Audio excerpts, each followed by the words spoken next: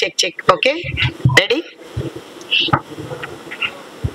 Press media మిత్రులందరికీ కూడా నమస్కారం తెలియజేస్తూ మహిళా కాంగ్రెస్ ఆధ్వర్యంలో ఈరోజు నేషన్ వైడ్గా నంబర్ 1 స్థాయిలో తెలంగాణ రాష్ట్రం నిలబెట్టడంలో మా చెల్లెల పాత్ర అందరిది కూడా కీలకమైనది.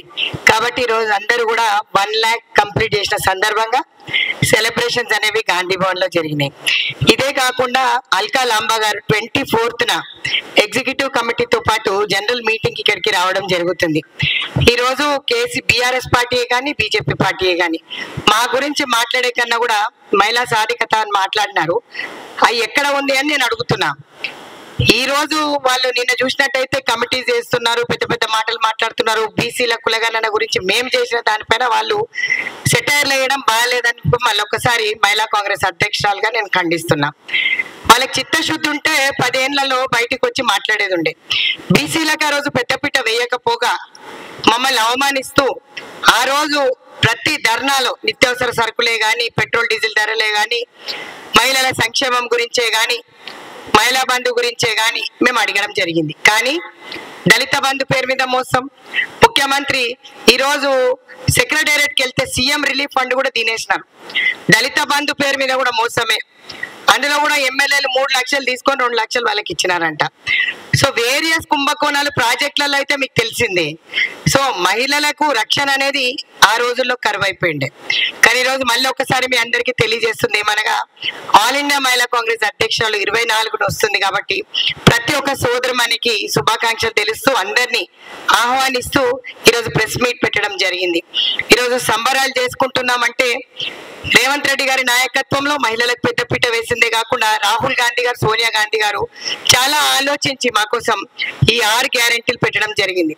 బస్ లబ్ధి మేమే పొందుతున్నాం. ఈరోజు సిలిండర్ ధర 500 కానీ, 200 యూనిట్ల కరెంటే కానీ, 2500 ఇవ్వడమే కానీ, ఇట్లాంటి మంచి మంచి పథకాలు అనేది కాంగ్రెస్ పార్టీ లాంచ్ చేసింది. రేవంత్ రెడ్డి గారి నాయకత్వంలో గతంలో కూడా నేను మహిళా కాంగ్రెస్ అధ్యక్షులుగా పనిచేశాను.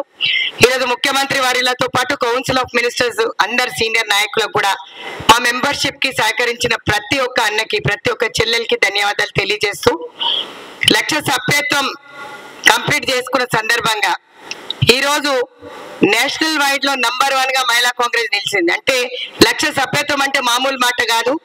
ప్రతి ఒక్కరికి మా మీద ఎంత నమ్మకం ఉంటే ఆ సభ్యత్వాలు చేసుకున్నారో మీరు అర్థం చేసుకోవాలి. ఈరోజు మీరు అన్నట్టయితే 33% బిల్లు పార్లమెంట్ లో పెట్టినట్టే పెట్టి ఇంప్లిమెంట్ చేయకుండా అక్కడ ఆటాడుతున్న మోడీని నమ్మాలా?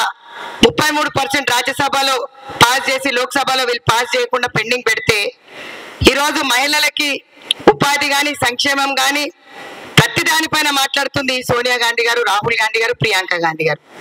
అదేవిధంగా నేను మా నేషనల్ ప్రెసిడెంట్ కి కృతజ్ఞురాలిని.